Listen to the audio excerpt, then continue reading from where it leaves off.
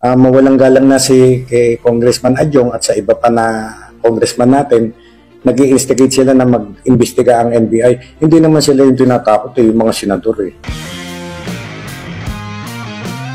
Hunger for power. It will divide the nation. Oo, ito ang reklamo kay Digong. Unlawful utterance. Ano ba yung unlawful utterance? Ano nga natin? Ipaliwanag mo nga. Edlinggaw. Kung dati ay joke, hyperbole, or exaggeration lamang ang tingin ng ilan sa mga bitaw ng Pangulong Duterte, mukhang balak ng seryosohin ng PNP ang huling mga kataga ng dating Pangulo. Tangin na, seryosohin ng PNP. Sabi ko nga sa inyo, ito si Torre. Sa mga hindi po nakapanood. Ito si Torre, walang ano talaga to. Walang silbi sa buhay. Siguro, putangin ang sama lang loob niya. Dahil na-extend si Marbil ng 4 months. Kasi supposedly tapos si Marbil ng February. Kasi kulang-kulang yan eh. February, dapat retired na siya. So, na-extend siya hanggang March, April, May, June, hanggang June. Hanggang matapos yung eleksyon. Punyeta, etong si Torre, gigil na gigil. Laway na maging PNP chief. Pucha, tinabla siya ni Bongbong Marcos.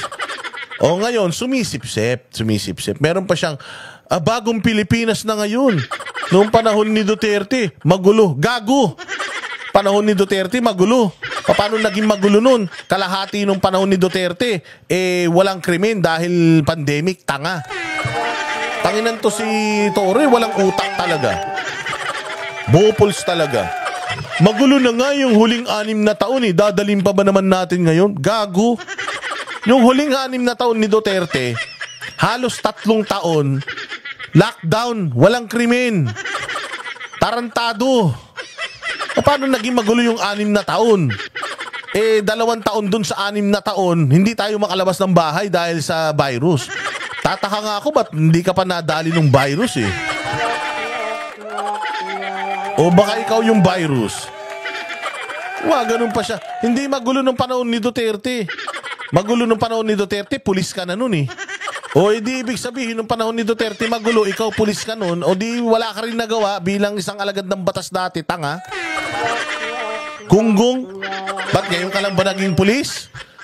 Ngayong panahon ka lang naging pulis? Pulis ka na nung panahon ni Duterte ah. Wala kang karapatan magsabi magulo nung panahon ni Duterte. Alam mo kung bakit? Pulis ka na nun. Kung magulo nung panahon ni Duterte, ibig sabihin, kasama ka sa gulo na yun.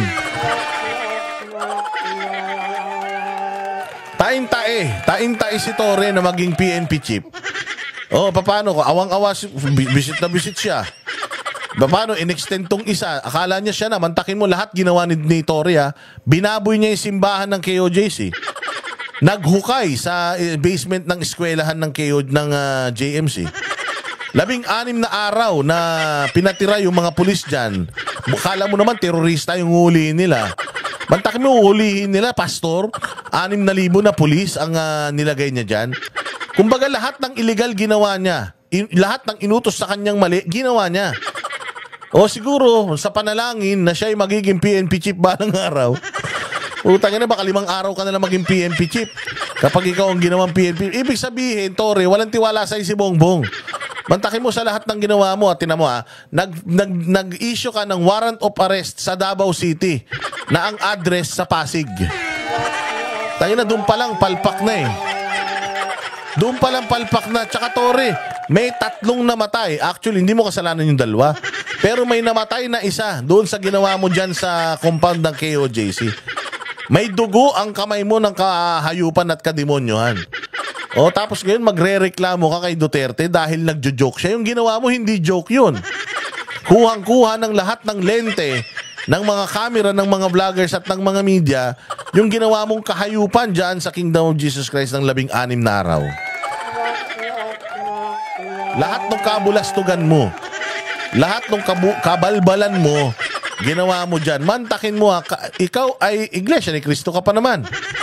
Tapos pumayag ka na babuyin gamit ikaw ang isang religious compound. Kung gawin kaya yan, Diyan sa inyong religious grounds na na central nyo diyan sa Quezon City ng INC. Sigurado ko magmamarakulyo mga members ng INC. Baka magkaroon sa dami.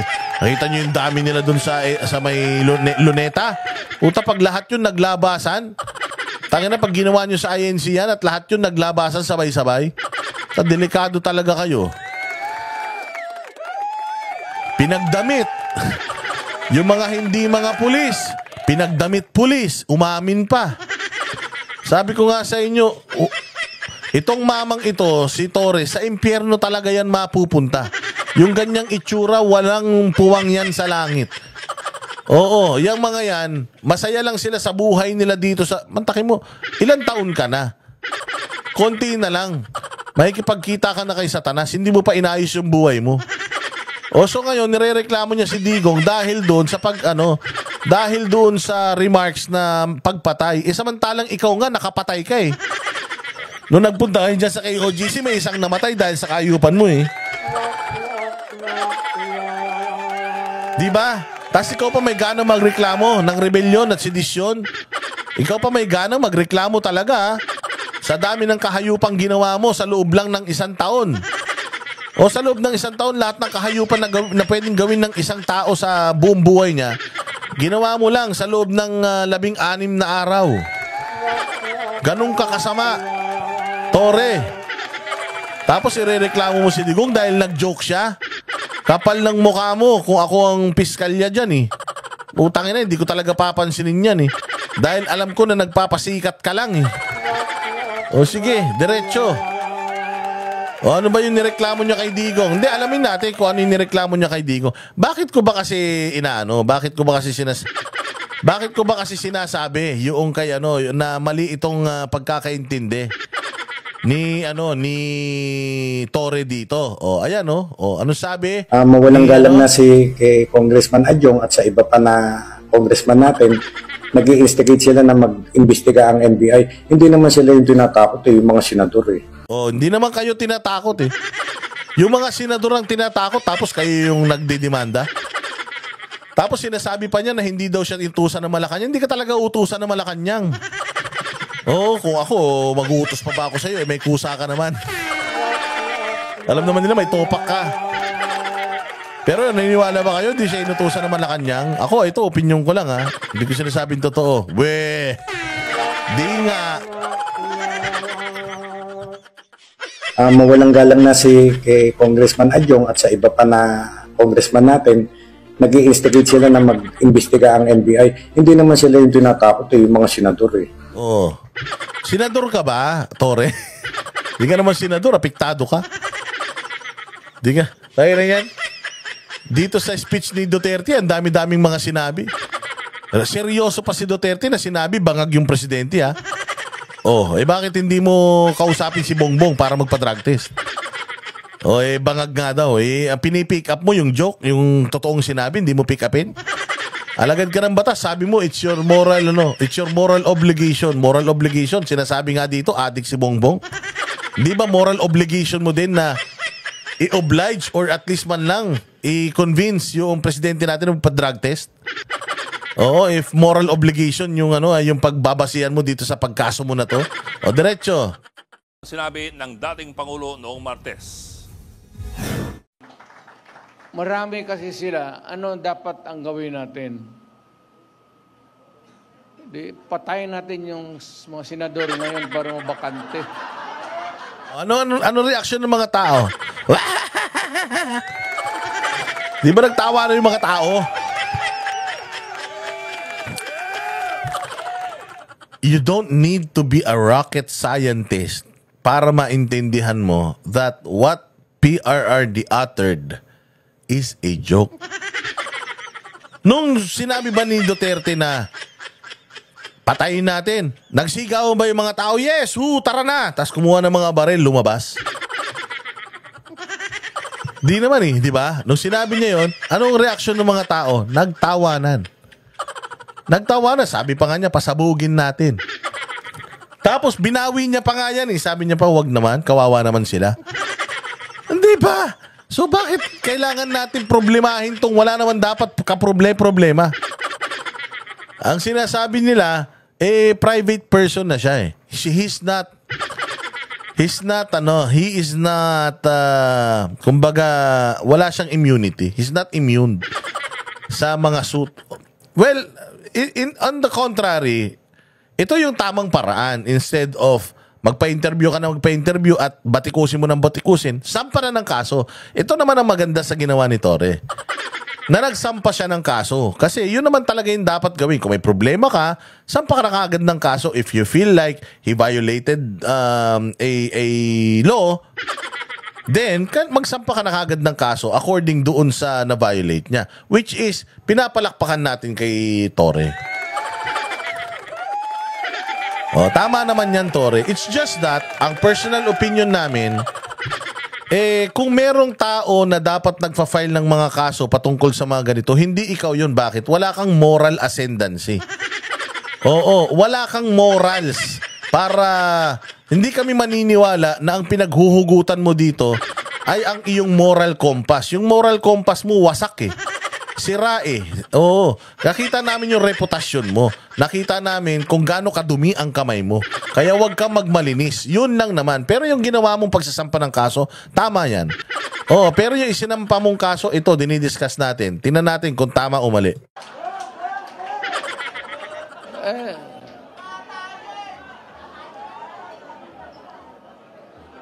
Kung makapatay tayo ng mga 15 na senador, pasok na tayo lahat.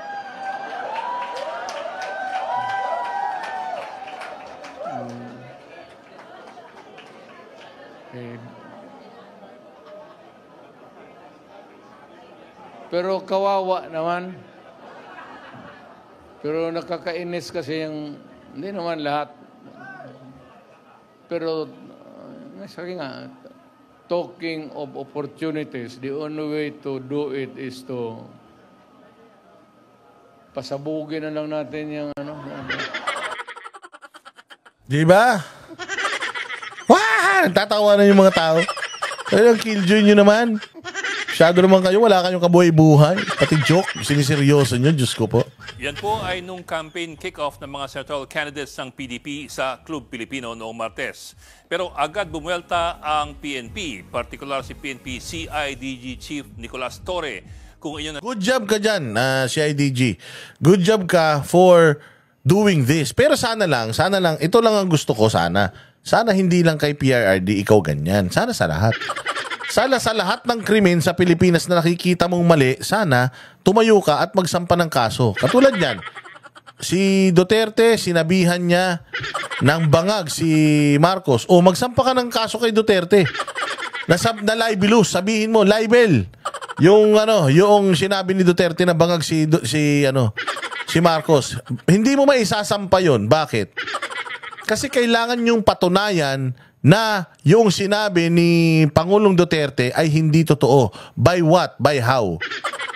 Magdadrag test si Marcos pagka ganun, which is ayaw ni Bongbong yun. Ayaw niya yun. Kasi nga, pagka nagpa-drug test siya, mahuhuli siya. Ngayon, bakit hindi mo masampahan ng kaso si Duterte doon sa mga seryoso siyang sinabi niya? Sinabi niya si Bongbong bangag. Hindi naman niya sinabing si Bongbong talaga. Pero sinasabi niya, may presidente talagang bangag. Sino pa bang presidente ngayon?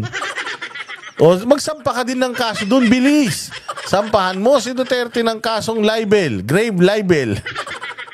Extreme libel. Doon sa sinabi niyang bangag si Bongbong Marcos. Bakit hindi mo ginawa? Kasi alam mo rin totoo yan. Alam mo rin na mukhang bangag talaga yung presidente. Bakit? Ayaw magpa-drug test eh. Hindi ba? Kasi alam mo, pag sinampahan mo ng kaso, si Duterte tungkol dyan, kailangan patunayan noong nilalibel na Duterte na hindi talaga totoong addict siya.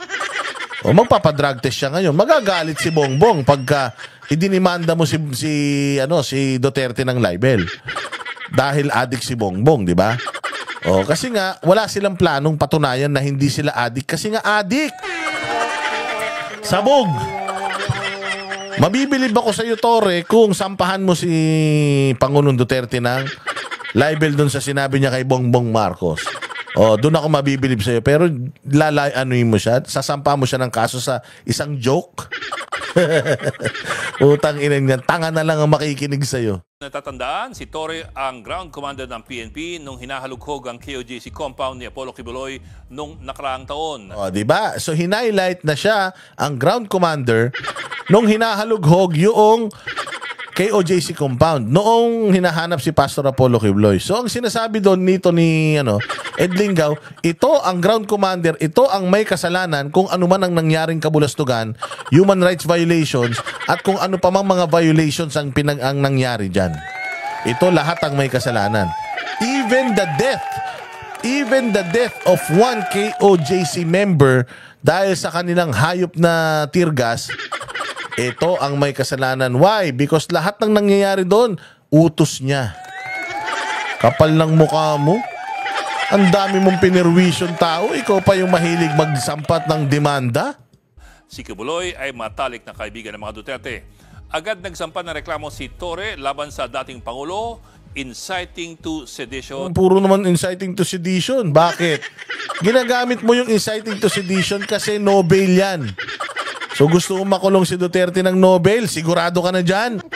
Torre, ready ka na ba? Ready ka na? Oo, unlawful utterances. Yung unlawful utterances, yung inciting to sedition, basura talaga yan. Ano bang ini-incite ni ni Rodrigo Duterte? Magrebelde yung mga tao? Tara, sugurin na natin ang Malacanang. Agawin natin sa mga Marcos ang Malacanang. May mga ganun ba siyang binitawan doon? Meron ba? Meron? Wala naman. Nandun ako eh. Ang sinabi lang naman niya doon, ganyan, kung halimbawa, maganda Pilipinas, doon na kayo sa kanila bumoto. Kung walang drugs, sa kanila na kayo. Kung maayos, nakakapaglakad yung mga anak nyo, sa kanila na kayo.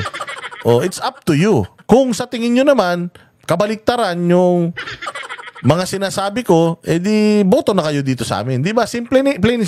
Wala siyang sinabi doon na lahat ng mga Pilipino nananawagan ako, mga sundalo, mga pulis, tumalikod na tayo sa gobyerno at tayo ay lumaban na sa gobyerno. Wala namang ganun.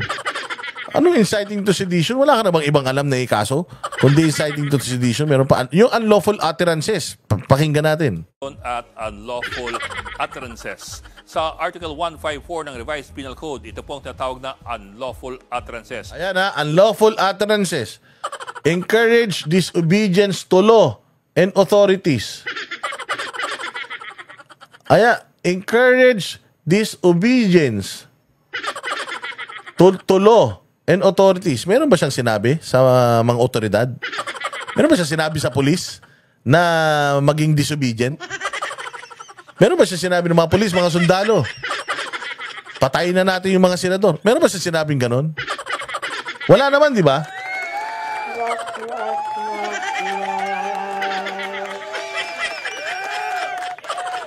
Publishing false news that may endanger public or damage state. Ano ba binalita ni Duterte doon? Na nag-i-endanger sa kapakanan ng mga ng publiko. Ang ilang buhay ito. Alam mo, masakit to Masakit to Pero alam mo, sabi ni Pangulong Duterte, so talaga itong mga taga-PNPA na to. Itong mga taga-PNPA na to talaga. Malayong-malayo sa mga PMA-er.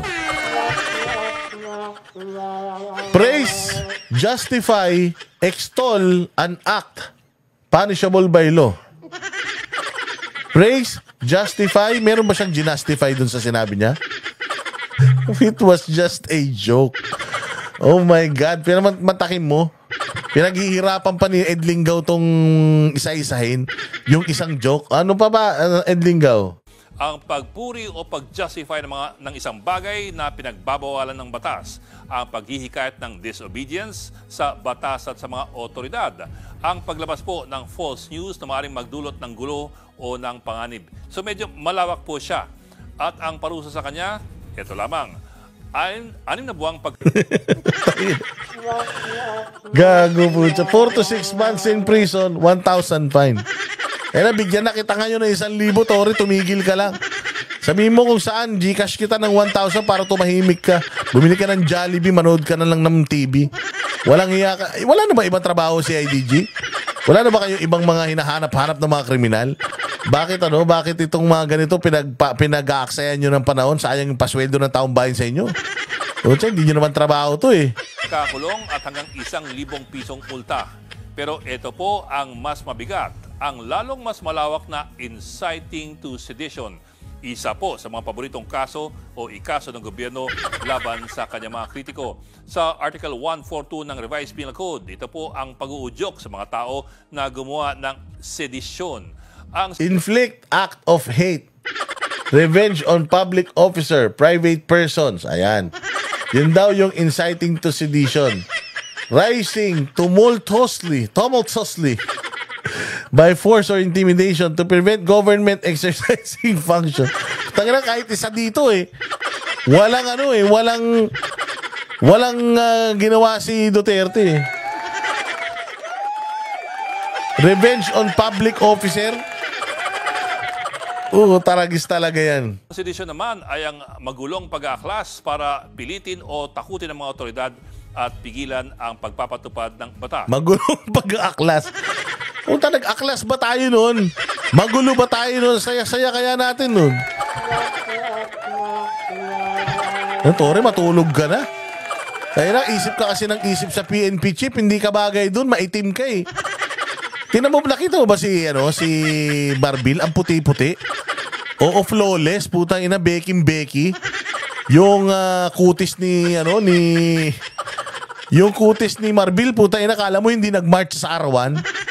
Ikaw, Tore, kahit bagong gising ka, amoy araw kayo, itsura mo. Mukhang daing na pusit, hindi kami pwede dun. Kailangan dun flawless, kailangan maputi ka. Si Eliasar nga, hindi naging hindi naging PNP chief, ang puti-puti nun eh. O, tinan mo si yung PNP chief yung tiga Pampanga, si, pangalan nun? Albayalde, o maputi din. Bawal ka dun. O, hindi ka pwede dun, sir. Yung kulay mo, lang talaga, pan-traffic enforcer. Maaaring itong an act of hate or revenge on a public officer or employee. Ang parusa po dito ay prisyon koreksyonal o hanggang 6 na taong pagkakabilanggo at multa na hanggang 2,000 piso. Pero siyempre, ang malaking tanong, kung seseryosohin din ba ito ng mga piskal sa DOJ o ituturing lamang na isang malaking patawa? Well, kayo na sumagot. Sa tingin nyo ba seseryosohin yun?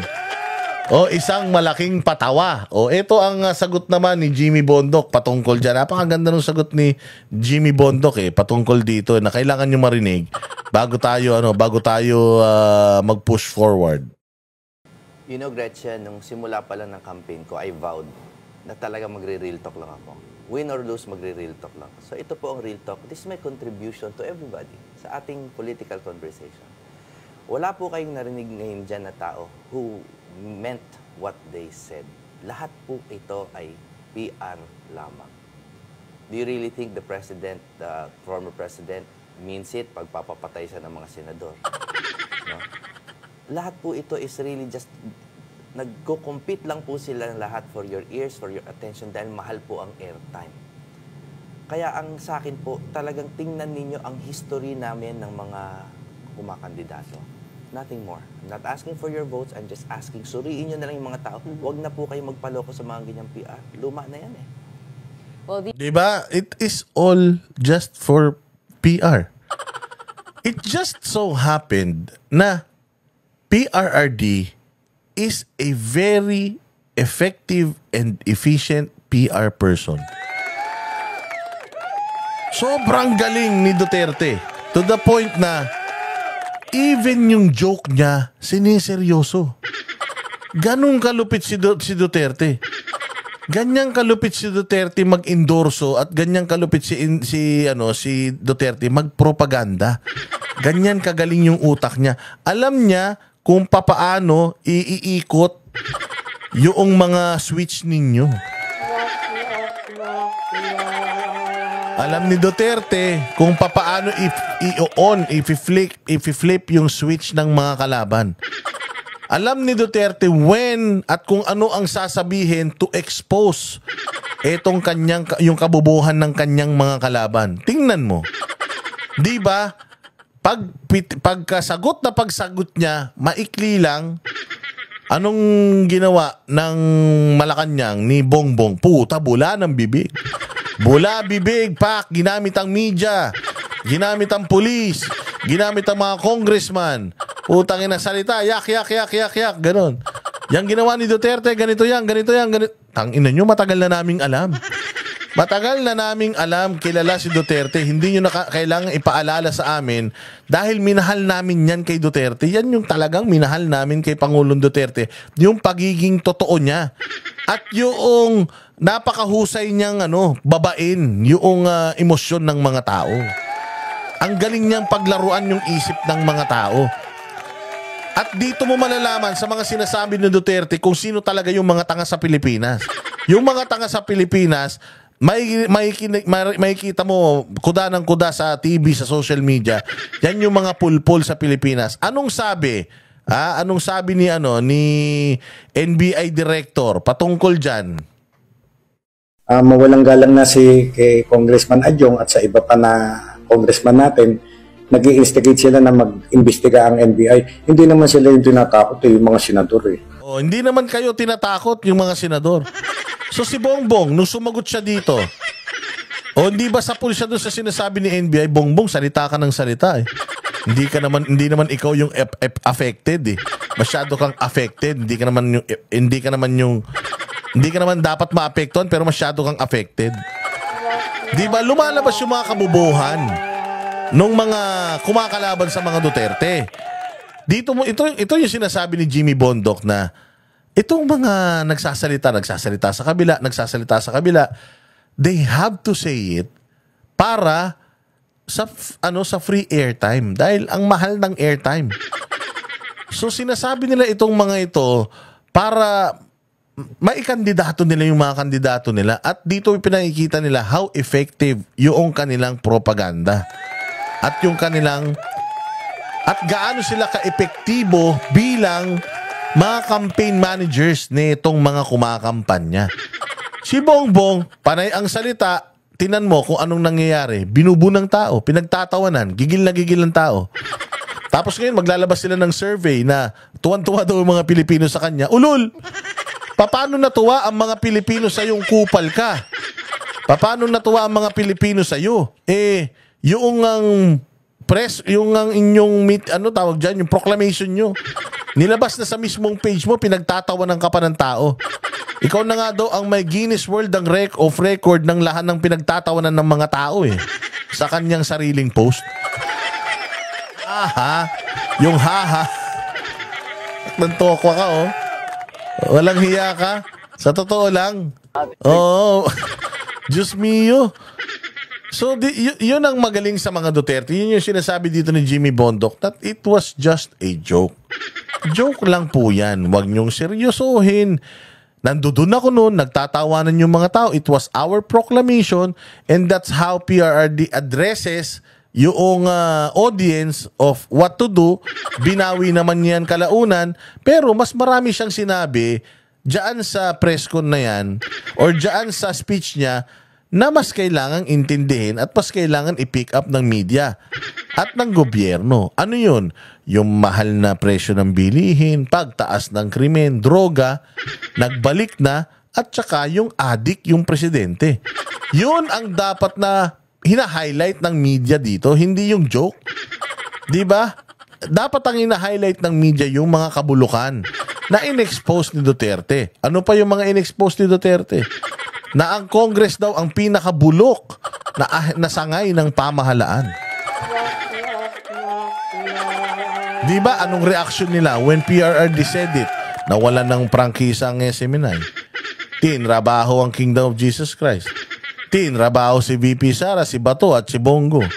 O hindi ba yun ang malaking kabalbalan sa lahat na dapat pinipick up ng media at ng mga tao. Pero ito ang masasabi ko, PRRD sobrang efektibo pa din hanggang ngayon. Mula noon hanggang ngayon. Wala noon, pinasasakit niya na ang puso ng mga linis-linisan, bait-baitan sa gobyerno. Hanggang ngayon, wala na siya sa posisyon. Kada magsasalita siya, yung mga self-righteous na mga politiko, personalities sa Pilipinas, butthurt pa din sa kanya. O hindi ba? Saan ka naman? Kaya dapat talaga tayo maging proud na mga Duterte supporters. The NBI actually recommended to file charges against the Vice President for a kill threat on the President, the House Speaker, and the First Lady. You are a lawyer. What do you think is the difference of her pronouncements, the Vice President's pronouncements, with the former President's pronouncements? Parang sila nagsabi, nagpapapatay sila. Pero pag tinignan mo, pindot mo side by side yung dalawang statement na yon, sinabi ni VP, no joke, no joke. Okay. Well, that's the difference. That's the difference. Yung kay Pangulong Duterte, I was there. That was our proclamation. And very clearly, it was a joke. Kasi even the way he said it. But again, I'm not defending anyone. Pero very clearly, it was a joke. Patayin na lang natin. Parang ganon, you know? At sinabi niya pa nga, binawi niya pa na, pero wag na, kawawa naman eh. Okay, so done. Done na yun. Yung kay VP Sara, seems less like a joke, no? Hindi siya joke.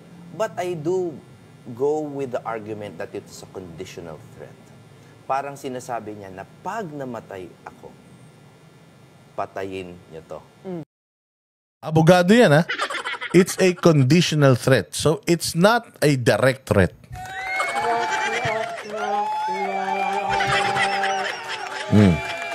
Yun.